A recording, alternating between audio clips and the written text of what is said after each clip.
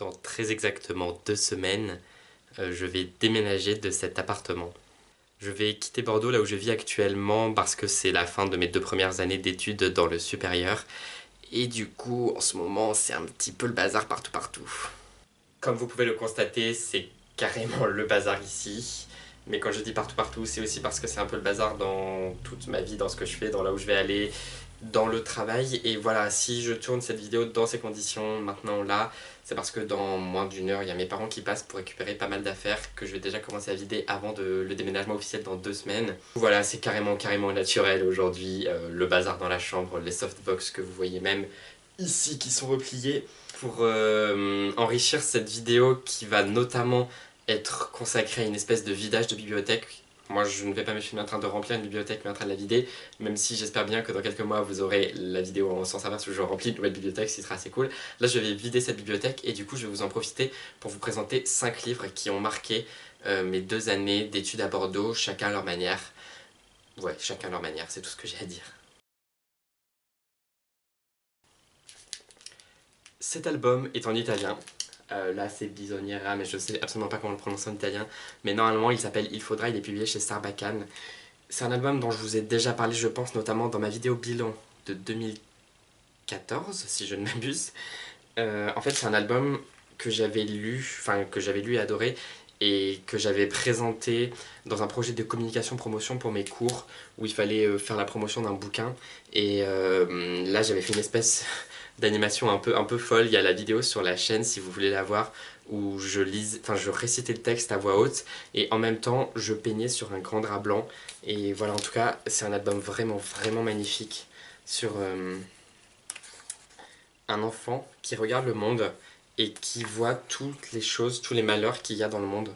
Donc la guerre, la famine, les pleurs, etc. Et qui va imaginer à chaque fois plein de choses pour que les choses aillent mieux, pour qu'on puisse améliorer la vie dans le monde, pour que le bonheur prenne le pas sur le malheur. Dit comme ça fait très cucu, un peu surfait, etc. Mais vraiment, c'est hyper bien fait. C'est poétique, c'est très juste, c'est jamais en trop. Ça va directement à l'essentiel, tout en restant beau et tendre. Et voilà, c'est ça qui me plaît énormément dans ce dessin, dans cet album, et je vous encourage très vivement à le lire, ou à le lire à vos enfants, ou à le lire à des enfants, ou à l'acheter pour vous, ou peu importe. En tout cas, je pense que ça offre un regard vraiment émouvant sur le monde, et je vous encourage à le lire, quoi.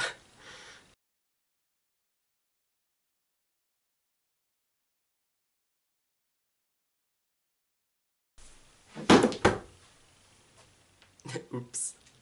Les Farfelus, le deuxième album et dernier que je présente dans cette vidéo, a été publié chez Les Fourmis Rouges et écrit par Miguel Tanco. C'est un album...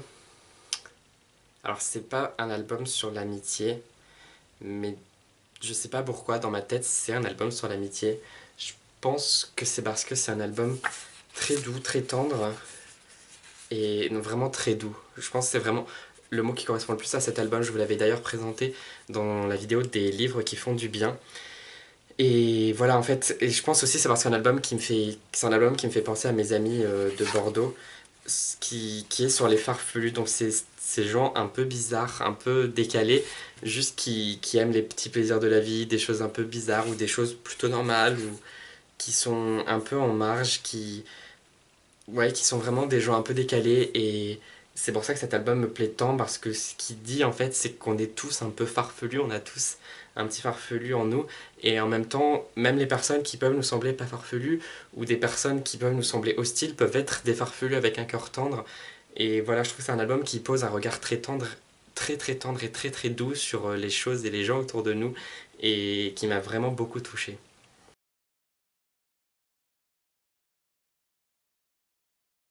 Je crois que je suis obligé de vous présenter Harry Potter, tome 1 de J.K. Rowling, publié chez Gallimard Jeunesse, que j'ai lu au début de l'année 2016 parce que j'ai décidé en 2016 de lire enfin tous les tomes de Harry Potter, et que j'ai lu dans le cadre de la nuit Harry Potter. Alors je me sens un peu obligé de vous le présenter parce que j'ai des amis à Bordeaux qui sont très fans et qui m'ont beaucoup recommandé Harry Potter, parce que je les avais toujours pas lus, parce qu'il était vraiment temps que je les lise, parce que j'ai presque l'impression que c'est une espèce d'étape dans mon parcours de lecteur, moi qui suis un grand fan de littérature jeunesse et qui n'avais jamais lu Harry Potter. Je l'ai enfin fait là, à Bordeaux. Parce que pendant la nuit Harry Potter, j'ai lu Harry Potter avec une autre personne dont je suis très proche et du coup ça m'avait fait vraiment très plaisir. Et voilà, parce que lire Harry Potter, ça a été un grand plaisir, que j'ai déjà lu les 3 premiers tomes, j'aimerais lire le quatrième, mais j'ai pas encore le temps, ben, notamment à cause de cette activité. Et voilà, du coup, peut-être que j'associerai plus tard Harry Potter à Bordeaux, je sais pas. En tout cas, j'adore Harry Potter moi aussi, et je l'ai enfin lu. Relu pour être très précis, mais le tome 3 c'était la première fois que je le lisais.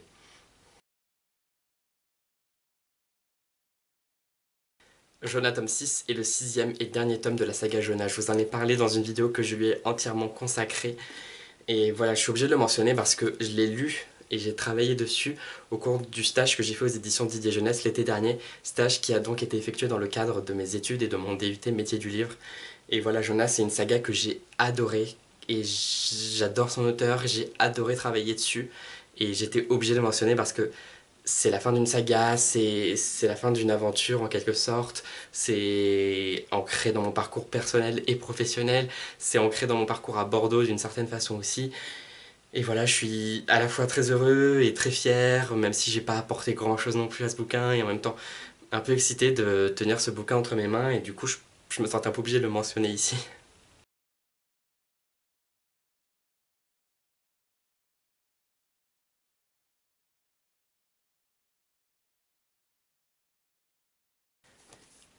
J'avais commencé à lire Le Soleil est pour toi avant la rentrée à l'IUT, je crois.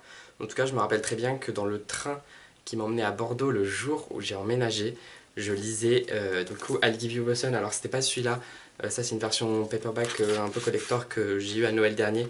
Je me rappelle très bien que je lisais la version hardback et j'adorais, je le lisais avec plaisir, mais il me semble que alors les chapitres étaient longs, le niveau d'anglais était peut-être un peu plus difficile que d'habitude. Du coup, j'avançais lentement et en même temps, j'étais au début et du coup, ça me lassait un peu.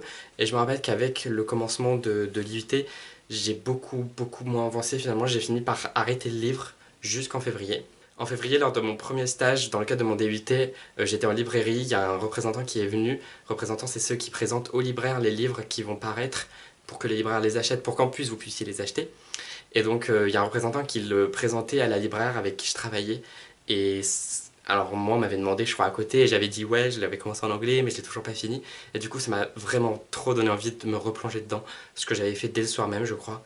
Et il me devait me rester peut-être 200 pages en anglais, je les avais avalées en 2 jours. Je pouvais plus m'arrêter, je trouvais vraiment le bouquin génial.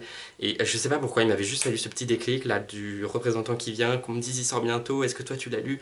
Et du coup, j'avais trop envie de le lire, et je me disais mince, il sort bientôt, c'est trop bête que j'ai pas fini de le lire. Et j'ai bien fait, parce que. Enfin, j'ai peut-être pas besoin de trop vous en parler, parce que j'en ai parlé énormément sur cette chaîne, mais sur ma chaîne, sur le blog et tout.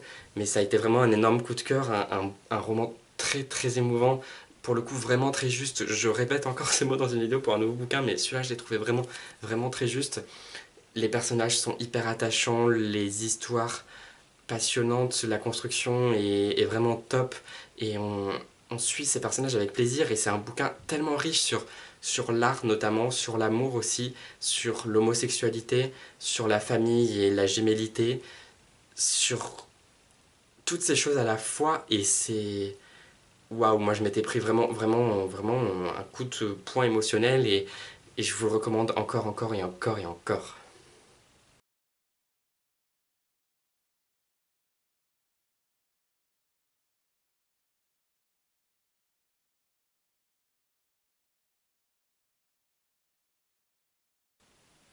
Vous savez quoi? Je suis obligé de rajouter un sixième livre à ce top, parce que j'ai commis un horrible affront en oubliant le livre de Perles. Oui, Nathan a oublié le livre de Perles de Timothée de Fombelle. Alors, je sais pas pourquoi là pour le coup, peut-être que finalement il n'y a pas tellement sa place, peut-être que je l'associe pas à Bordeaux, mais j'ai l'impression qu'il est sorti il y a beaucoup plus longtemps que ça, alors que non, c'était pas il y a si longtemps que ça, je sais pas pourquoi je l'associe à si longtemps, mais je me rappelle pourtant très bien le jour où mes parents m'ont amené à l'appart à Bordeaux les épreuves non corrigées du bouquin que je venais de recevoir, parce qu'après on allait à Toulouse et que je voulais absolument avoir le bouquin, enfin, vous connaissez mon amour pour Timothée de Fombelle, et, et pourtant je me rappelle de ce moment, j'ai même une photo de moi à mon bureau, avec le bouquin en train de parcourir le livre, en mode Waouh, c'est les épreuves non corrigées du nouveau Timothée de Fombelle.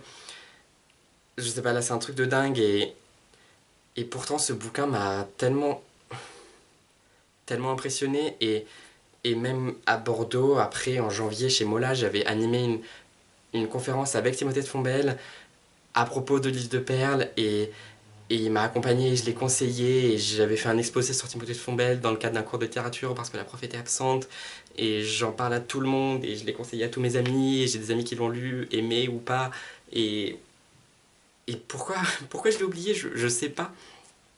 J'ai même, je sais pas si vous voyez, là il y a un PLV qu'on trouve normalement en librairie sur Livre de Perles que j'avais récupéré en librairie qui est sur cette étagère depuis des lustres.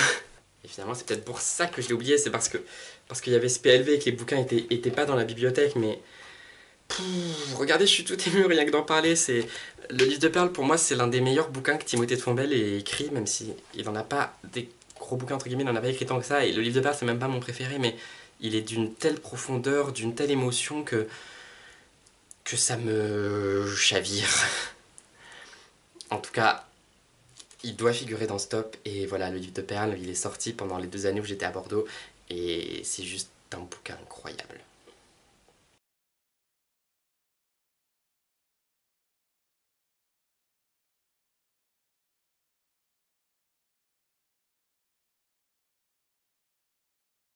C'est donc sur le Livre de Perles que cette vidéo prend fin. Voilà, la bibliothèque est presque vide.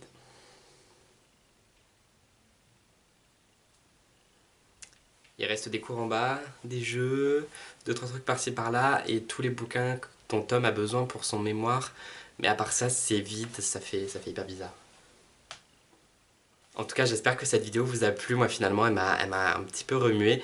Et j'espère que je vous ai donné envie de lire ces quelques livres qui sont vraiment très importants pour moi. Pas que par rapport à Bordeaux, mais aussi dans mon parcours personnel, professionnel et de lecteur.